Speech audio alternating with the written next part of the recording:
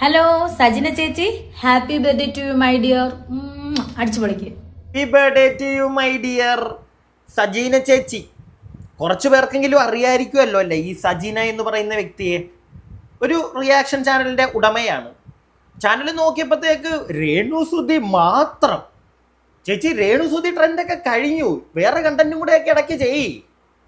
രേണുസുതിയുടെ കട്ടയും പടവും മടങ്ങുന്നത് കണ്ടിട്ടേ സജീന ചേച്ചി പിന്മാറത്തുള്ളൂ എന്നും പറഞ്ഞ് സ്ഥിരം രേണുവുമായി ബന്ധപ്പെട്ടുള്ള വീഡിയോ. അല്ല, പ്രത്യേകിച്ച് അതിനകത്തൊന്നും എനിക്ക് കണ്ടിട്ട് ഒന്നും ഇല്ലടേ, ഒരു കഴമ്പുള്ളതായിട്ടൊന്നും തോന്നില്ല.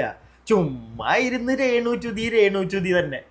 അല്ല, ചെയ്തോ നിങ്ങളുടെ കണ്ടന്റ്, കാശുണ്ടാക്കണം, ഇടയ്ക്ക് വേറെ എന്തെങ്കിലും കൂടെയൊക്കെ പിടിക്കുക. കാരണം പ്രത്യേകിച്ച് ഞാൻ പറഞ്ഞില്ലേ, ട്രെൻഡൊക്കെ കഴിഞ്ഞ് രേണുസുതിക്ക് ഇപ്പോൾ പഴയ പോലെ പവറൊന്നും ഇല്ല. രേണുസുതിയെ ഇപ്പൊ വീട്ടിൽ നിന്ന് മിക്കവാറും ഇറങ്ങി കൊടുക്കേണ്ട ഒരു അവസ്ഥ വരും അധികം വൈകാതെ, ചേച്ചിയൊക്കെ കാരണം. ചേച്ചി പിന്നെ രേണുവിന്റെ കൂടെ നിൽക്കുമ്പോൾ രേണുവിനെ സപ്പോർട്ട് ചെയ്ത് അങ്ങ് മാനത്ത് കയറ്റും. മാറി നിന്നിട്ട് ഇപ്പറേ വന്നിരുന്ന് രേണുസുതിയുടെ അവള് ചെയ്യുന്നതൊക്കെ നമുക്ക് ചെയ്യാൻ പറ്റത്തില്ല, മോശം പ്രവൃത്തി എന്നുള്ള ഡയലോഗും അടിക്കും. സത്യം പറഞ്ഞ ഒരു നിലപാടില്ല, അവിടെയും ചവിട്ടും ഇവിടെയും ചവിട്ടും, എല്ലായിടത്തും ചേച്ചി ചവിട്ടും. ചേച്ചി ചവിട്ടിക്കോ, അങ്ങോട്ടും ഇങ്ങോട്ടും ബന്ധമില്ലാതെ സംസാരിച്ചാൽ മതി. പക്ഷെ ഇത് വേറെ ടൈപ്പിലാണെന്നേ ചേച്ചിയുടെ ഒരു പോക്ക്. രേണുവിന്റെ കൂടെ നിൽക്കുമ്പം എൻ്റെ ചുന്ദരി വാ കക്ഷത്തിന്റെ ഇടയിലോട്ട് കയറി വാ തുത്തിരി വാവേ, ഈ ഒരു മൂടാ. മാറി എന്നിട്ട് അപ്പുറേ പോയിരുന്നിട്ട് കുറ്റവും പറയും. അതെന്ത് പരിപാടിയാ? അല്ല, ഇവരെ പോലുള്ള ആളുകൾ കാരണമാണ് ഞാൻ നേരത്തെ പറഞ്ഞ കാര്യം. അതായത് രേണുസുതി പണി കിട്ടാൻ പോവാണ്. ഈ ബിഷപ്പിനെ മോശമായി അങ്ങോട്ട് സംസാരിച്ചുകൊണ്ടേ ഇരിക്കുകയാണല്ലോ ഇവരുടെയൊക്കെ കൂടെ കൂടിയതിന് ശേഷം കട്ടയ്ക്ക്. ഒരു വീഡിയോ ഞാൻ കണ്ടു. ഈ വീഡിയോ എന്നൊക്കെ പറഞ്ഞു കഴിഞ്ഞാൽ എൻ്റെ പൊന്നു രേണു സമ്മതിക്കണം കേട്ടോ. ഒന്നും ഇല്ലെങ്കിൽ വീഡിയോ വെക്കാൻ സ്ഥലം തന്ന ഒരാളല്ലേ. ഒരു ഇച്ചിരി ഉളുപ്പ് പുള്ളിയെ പറ്റി ഇങ്ങനെയൊക്കെ പറയുമ്പോൾ. ഇതൊന്ന് കേട്ടോണോ നിങ്ങള്? ഇപ്പം അവർക്ക് വേണ്ടി എനിക്ക് ഫൈറ്റ് ചെയ്യാൻ തോന്നിയെടുത്തല്ല ഞാൻ ഫൈറ്റ് ചെയ്യും. വേറൊരു കാര്യം ഞാൻ ഇവിടെ പറഞ്ഞേക്കാം. ഞാൻ ഒരു ട്രാജഡി ഉണ്ടായെന്ന് പറഞ്ഞില്ലേ, രേണുസുതിക്കെതിരെ ഇട്ട ബിഷപ്പിന്റെ വീഡിയോയ്ക്ക് ഞാൻ മെൻഷൻ ചെയ്ത വീഡിയോ ഇട്ടില്ലേ, ബിഷപ്പ് അല്ലേ ബിഷപ്പാമ്പ്, അത് തന്നെ ഞാൻ പറഞ്ഞ ആ ബിഷപ്പ് ഇന്നലെ ബിഷപ്പല്ല, ബിഷപ്പാമ്പാണെന്നാ പുള്ളി. രേണു പുള്ളി എന്താണെന്ന് എനിക്കറിയത്തില്ല, പുള്ളിയുടെ ക്യാരക്ടറൊന്നും നമുക്കറിയത്തില്ല. പക്ഷേ രേണു ഓർക്കേണ്ട ഒരു കാര്യം, എങ്ങോട്ടും കയറി കിടക്കാൻ ഒരു സ്ഥലം ഇല്ലാത്ത സമയത്ത് ഒരു വീട് വെക്കാൻ സ്ഥലം തന്നില്ലേ? ആ ഒരു കാര്യം നിങ്ങൾക്ക് ചെയ്തു തന്നില്ലേ? നിങ്ങളുടെ മക്കളുടെ പേരിലാണെങ്കിലും കയറി കിടക്കുന്നുണ്ടല്ലോ. ആ വീട് വെക്കാൻ സ്ഥലം തന്ന വ്യക്തിയെ ഇങ്ങനെയൊക്കെ പറയുന്നത് കുറച്ച് ഓവറല്ലേ രേണുചുതി? കൂടിരിക്കുന്ന ആള് തള്ളിത്തരും, മനസ്സിലായോ? അവര് തള്ളിത്തരും. അവര് തന്നെ അതുൽ വ്ളോഗ്സിനെ വിളിച്ചിട്ട് പറയുന്നത് എല്ലാവരും കേട്ടതാണ്. നിങ്ങളുടെ കൂടിരിക്കൂ, എന്നിട്ട് അപ്പുറേ പോയിട്ട് അവള് ശരിയൊന്നുമല്ല, എല്ലാ കാര്യമൊന്നും അവള് ചെയ്യുന്നത് ശരിയല്ല, ബിഷപ്പിനെ തള്ളി പറഞ്ഞത് തെറ്റാണ് എന്നൊക്കെ അവിടെ ചെന്നിട്ട് പറയുന്നുണ്ടല്ലോ. നാണമില്ലേ? നാണം.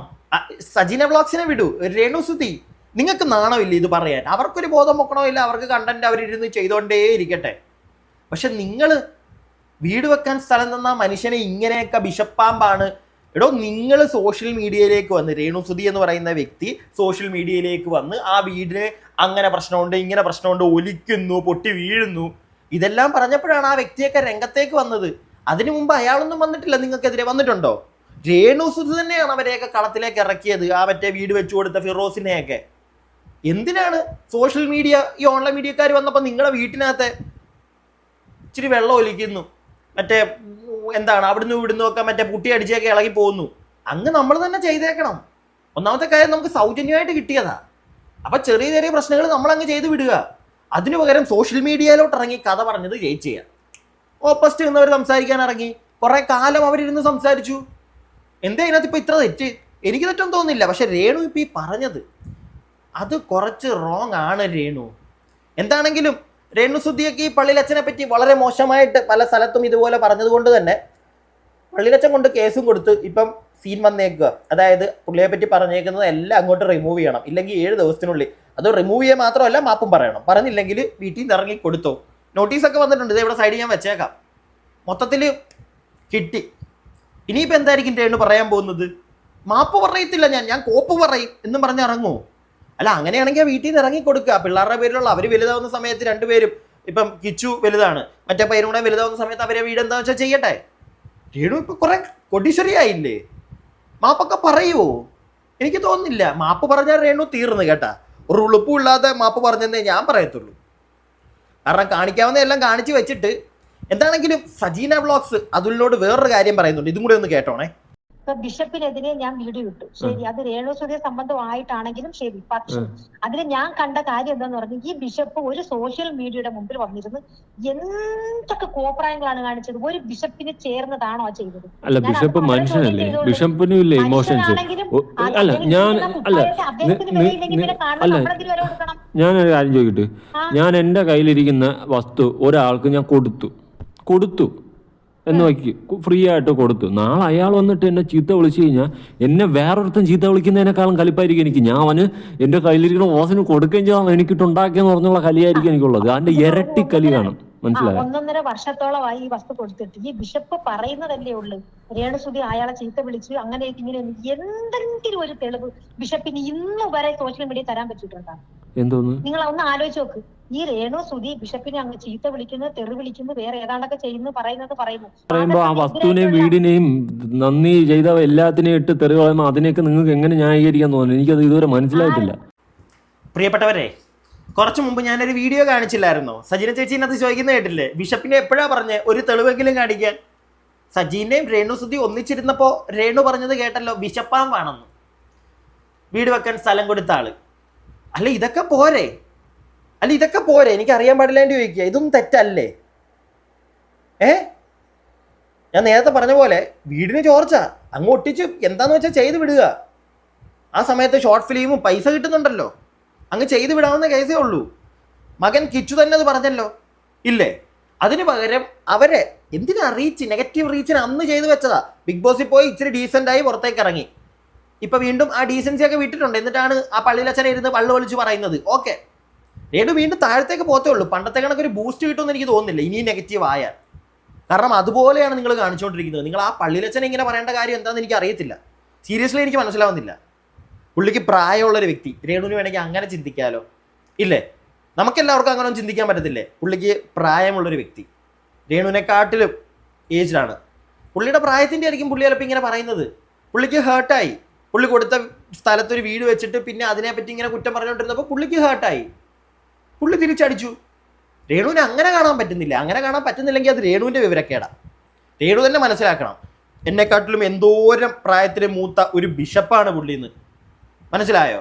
അതൊന്നും മനസ്സിലാക്കാതെ വന്നിരുന്ന് കഥ അടിച്ചോണ്ടിരുന്നപ്പോഴത്തേക്ക് ഇതേ 8ന്റെ പണി കിട്ടി.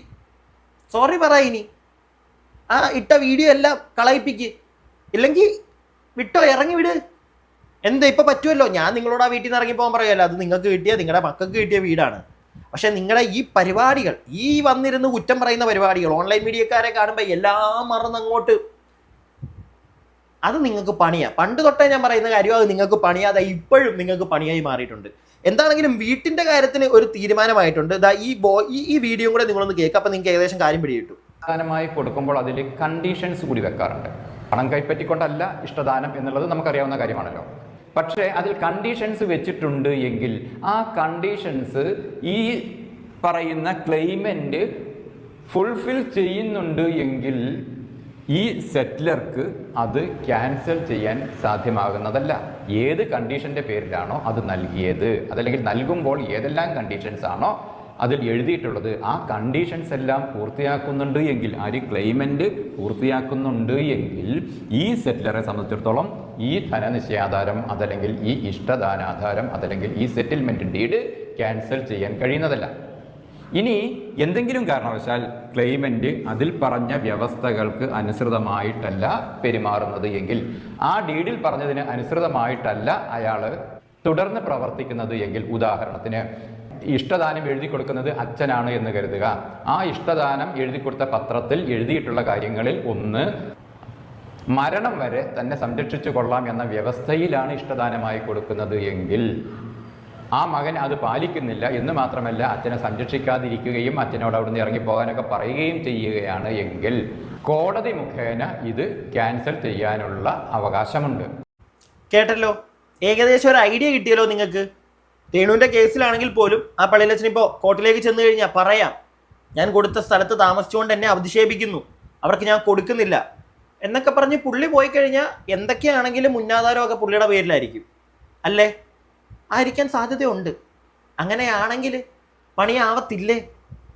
മാപ്പ് പറ രേണു, ഉളുപ്പ് എല്ലാം മാറ്റി അങ്ങോട്ട് വെക്കുക, എന്നിട്ട് മാപ്പ് പറ. ചെയ്തത് തെമ്മാടിത്തരം തന്നെയാണ്. ഈ കൂടെ വന്നിരുന്ന് ഞാൻ പറഞ്ഞല്ലോ, തോളെ കൈയിട്ട് കക്ഷത്തിലോട്ട് കയറ്റി വെക്കുന്ന ടീമുകളൊന്നും എന്നും കാണത്തില്ല. ഇച്ചിരി ബോധപൂർവ്വം നിങ്ങൾ മുന്നോട്ട് പോയാൽ നിങ്ങൾക്ക് സുഖമായിട്ട് ജീവിക്കാം. പിടികിട്ടിയോ? അത്യാവശ്യം വരുമാനം ഉണ്ടല്ലോ ഇപ്പോൾ. അപ്പോൾ ഈ നെഗറ്റീവ് വെച്ചിട്ട് നല്ലൊരു പോസിറ്റീവിൽ ഇറങ്ങിയതാണ് ബിഗ് ബോസിൽ നിന്ന്. ആ ഒരു സാധനം കീപ്പപ്പ് ചെയ്ത് പോകും. ഞാൻ എൻ്റെ അഭിപ്രായമാണ് പറഞ്ഞത്. നിങ്ങളുടെ അഭിപ്രായങ്ങൾ താഴെ കമൻറ്റ് ബോക്സിൽ. അടുത്ത വീഡിയോ ആയിട്ട് നമുക്ക് എത്രയും പെട്ടെന്ന് കാണാം. അടുത്ത വീഡിയോ ആയിട്ട് കാണുന്നവരേക്കും stay tuned and stay weird.